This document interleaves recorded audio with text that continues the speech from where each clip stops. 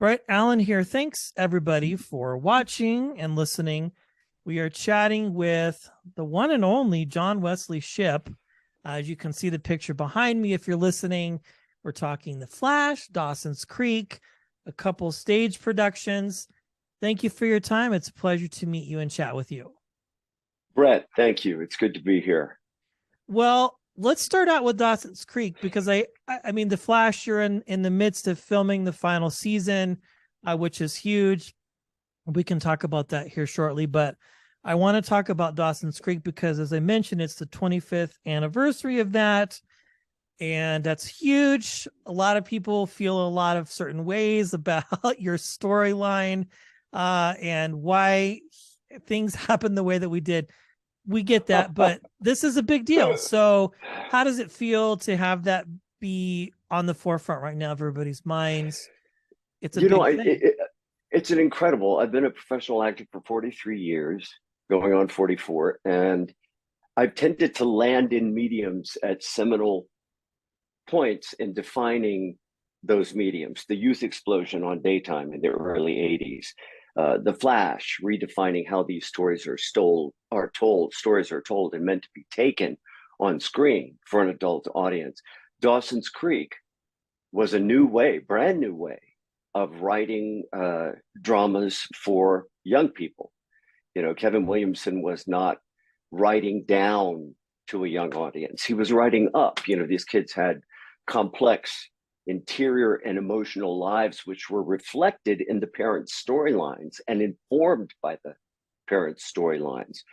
But they were very internalizing everything that they saw and that they felt in the creek, and they had the vocabulary to express what they were feeling, and nothing had been seen like it. You know, I was off in Moab, Utah, shooting The Lost Treasure of Dos Santos with David Carradine and Lee Majors and Kathy Lee Crosby and Michelle Ray, and they shot the pilot presentation, and then they decided to go a different way with the dad, and they sent me that pilot presentation, and I was looking at this show and how the creek itself, the waters of southeastern coastal North Carolina, were a character in the show, and about how these kids were processing their experience.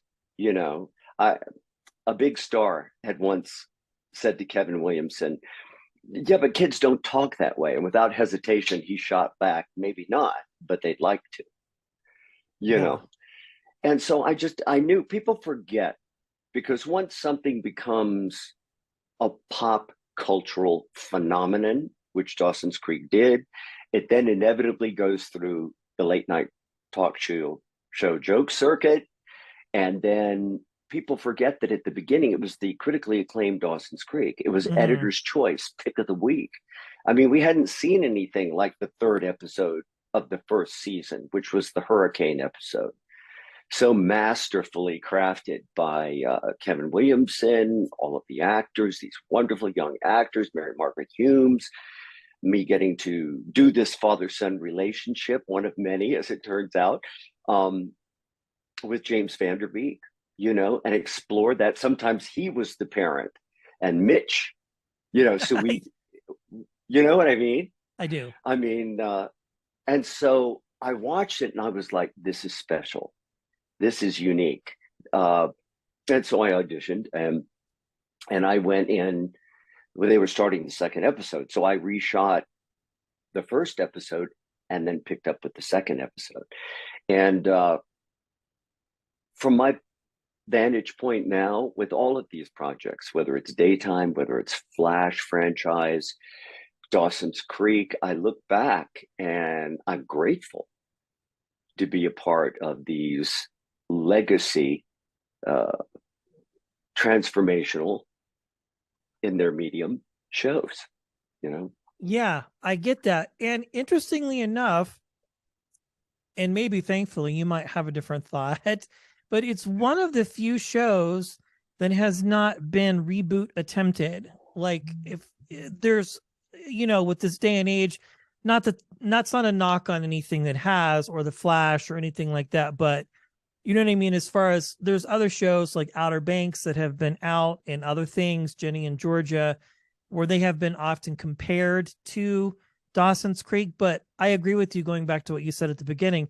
It was a show that was writing up, and it was very smartly written, and it was just something different and unique. And I think it is now in the milieu of classic television shows in being reintroduced to Yes. new audiences. So when people Yes. meet you at these events, these conventions that you do, where do you fall with their recognition? Is it mostly the Flash, or a better question would be, can you see a fan come up to you and know this is going to be a Flash person or this is going to be a Dawson's Creek person?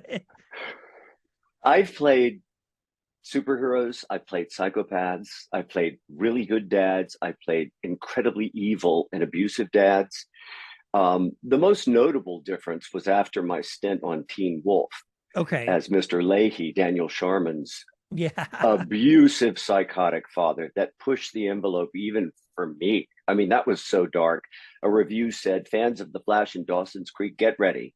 This character leaves no room but to hate him. I remember. Yes. You know, and I went, yes. You know, that's got to be satisfying as an actor to go, yay. Like, yes, this is cool. You got it. You saw me, you know, and that's an incredible feeling, whether it's people who write me such wonderful, generous things on Twitter, particularly with The Flash coming full circle, to know that you've been seen and that your intentions have been realized and recognized. But I could tell right after Teen Wolf aired, when I would do an appearance, and Dawson's Creek, of course, Mitch dying, and then there was Henry Ellen at that point, who was, you know, the best dad ever, even though he was in jail. And if someone came up to me like, I knew it was Dawson's Creek. If someone came up to me like, I knew it was a Flash fan excited that I was back in the franchise. If someone came up to my table like, I don't know about you, I'm not, you know, then I knew I would go Teen Wolf, right? I'm really sorry about that. Yeah. You're like, I'm sorry if you know somebody like that in your life or a friend. Indeed. So let's talk about The Flash. This is huge because I want to say one more word, because you said something very interesting. Absolutely. And that is about the fact that it hasn't been Dawson's Creek rebooted. It is kind of frozen in time, right? Yeah. Before social media, before everyone was texting, what need would Joey have to climb the ladder up into Dawson's room for their late night talks if they could just text to each other? I mean, and there's something so wonderful about capturing that before you would walk out of your house and onto the subway or onto a college campus, and everyone's like this. Yeah. And if you say good morning, they're stumped for an answer. It's like, it's okay, I'm a real life person, but I'm harmless. Yeah. No, it's funny you said that. Somebody asked Jerry, and he gets Seinfeld all the time, reboot. And he's like, with the age of technology now, with iPhones and FaceTiming, it would be annoying to have a show because all they would have to do is just text each other. There would be no reason to come to an apartment and visit somebody, Kramer bursting in, because it could all be solved simplistically with a text message or an email. So I get And I think and I'm glad that there's a new audience, a young audience, rediscovering it, because let's remember how to talk to each other face to face. Real conversations. I mean, I know I'm the old guy in the room at the moment. You know, I sound like my parents did when but let's remember how to talk to each other live, face to face. Let's remember how to communicate our feelings without being able to delete and say, no, that's not the way I want to say that. Let me say it this way. Well, that's not how I want to present myself. Let me put this filter on.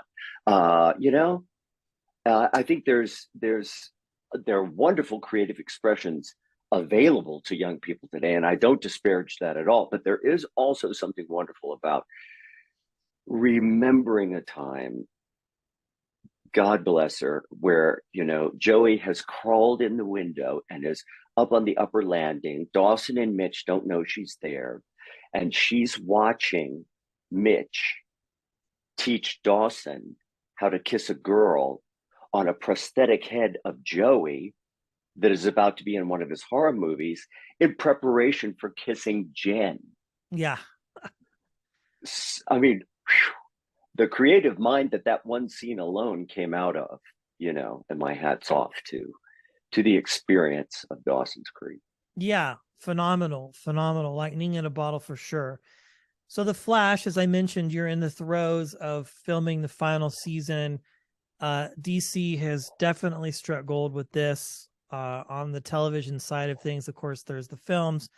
So let's go back to the beginning when this show is out, it's popular, and you get the call to come back and bring back an iconic character. Was it excitement? Was it hesitation? I mean, because now we're in this world where anything is possible with superheroes. Like they can travel time, they can multiverse, time warp, you pick. Well, back in 1990, I phased my molecules through a wall. Remember? Yes. Well, I had represented as the only live action Flash for 24 years. Yeah. And it had gone in and out of development. Ryan Reynolds was going to do it, somebody else was going to do it. And so we kept waiting. And so when I heard they were finally getting it together, not only a new Flash, but entire multiverse on the CW under Greg Berlanti, who was one of my head writers on Dawson's Creek, by the way, people were like, do you want to be a part of it? I said, well, they could go one of two ways. They might want to make a complete break and make it entirely something new.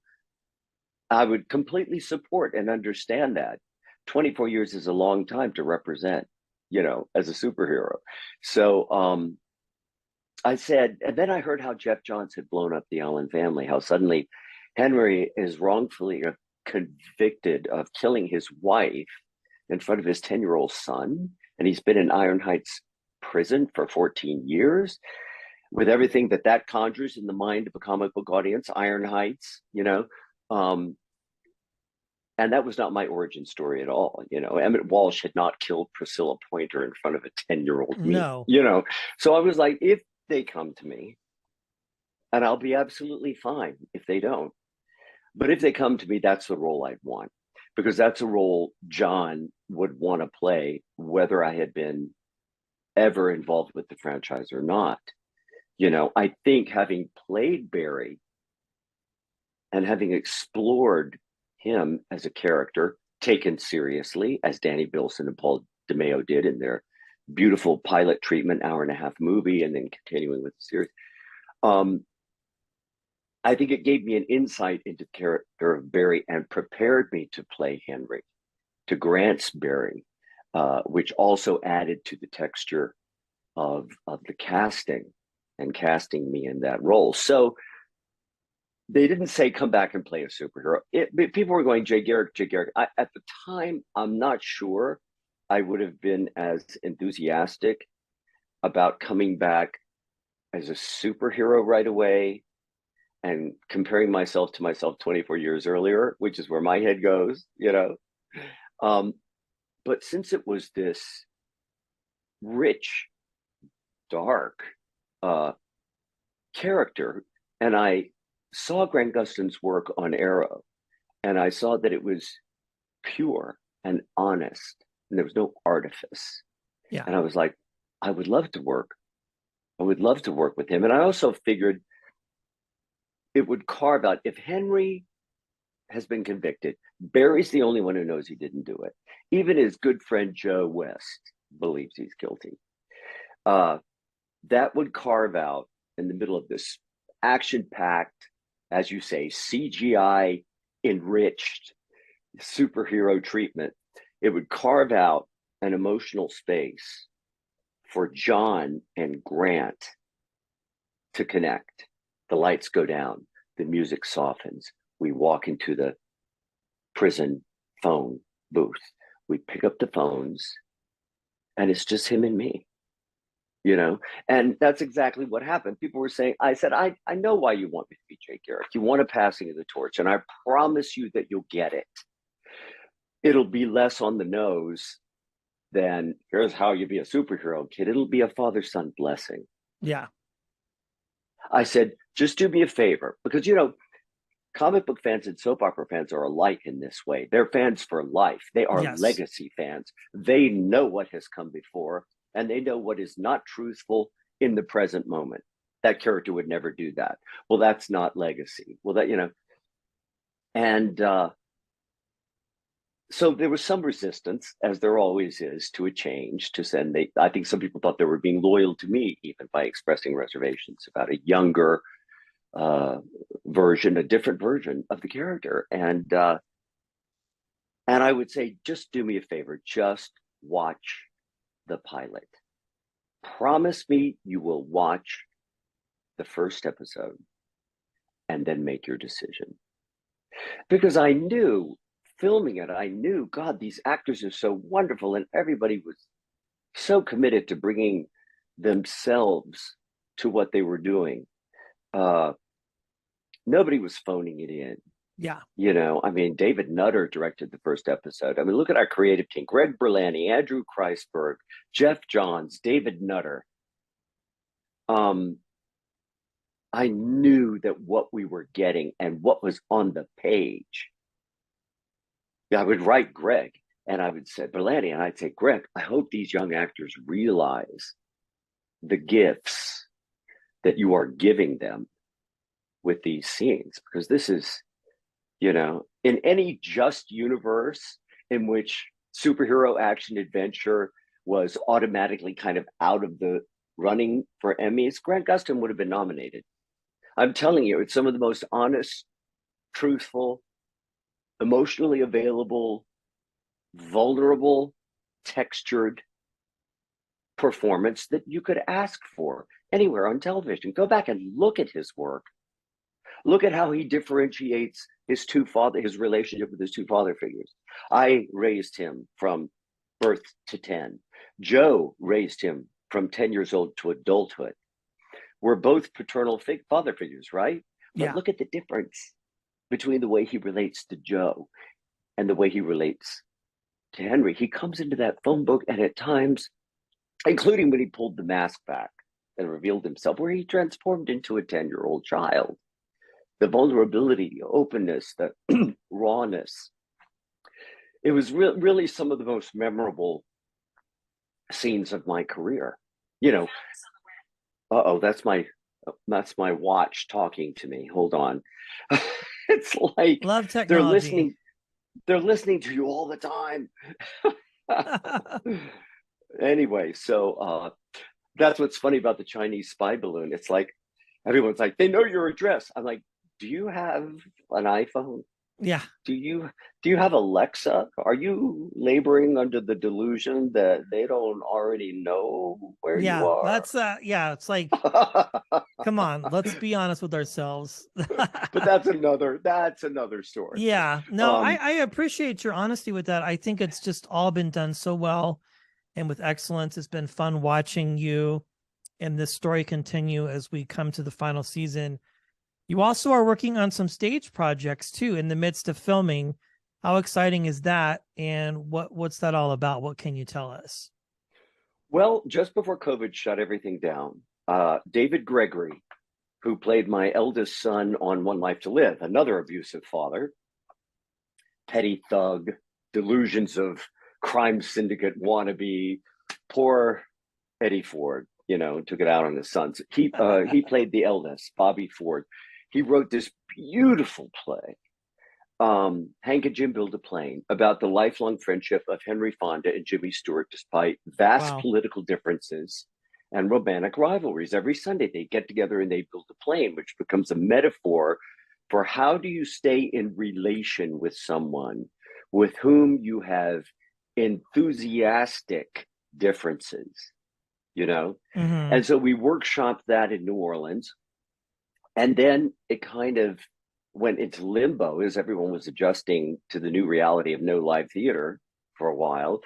And now I think they're engaging in some rewrites, looking at it from a couple different angles. I hope in whatever form it gets produced, because there's a real message in there for today.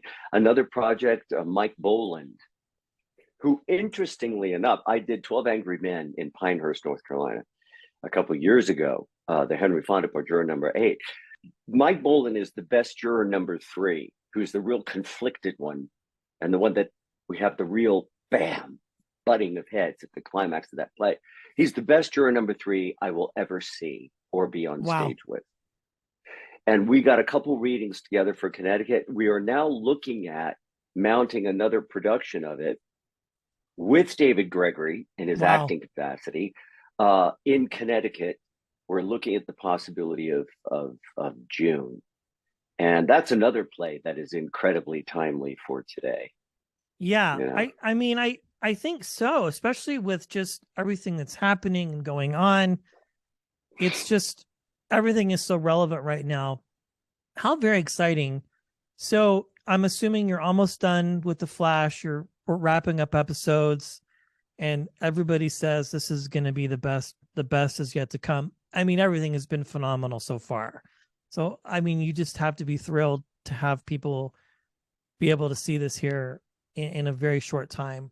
What you've been cooking up, I can't imagine. We're still cooking. We're still in the kitchen. We still got the oven on. It's still baking. People were asking me, because everyone was wondering how the cast would feel working so closely, and people were talking to them about doing it for 9 years. Yeah.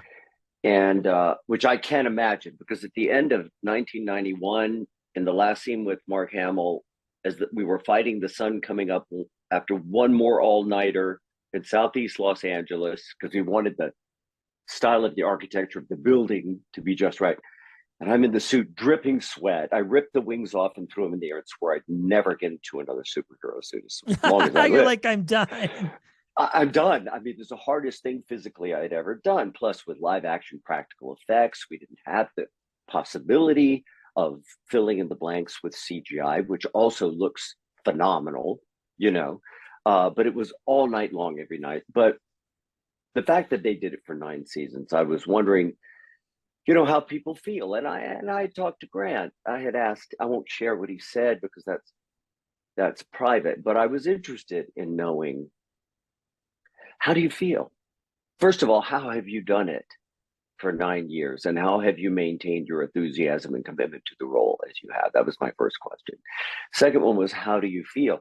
And then someone turned to me and they said, you've done in this one franchise, if you count Flash 90 as an additional character, you've done 5 characters across 3 networks on 5 different shows over 30 years. Wow.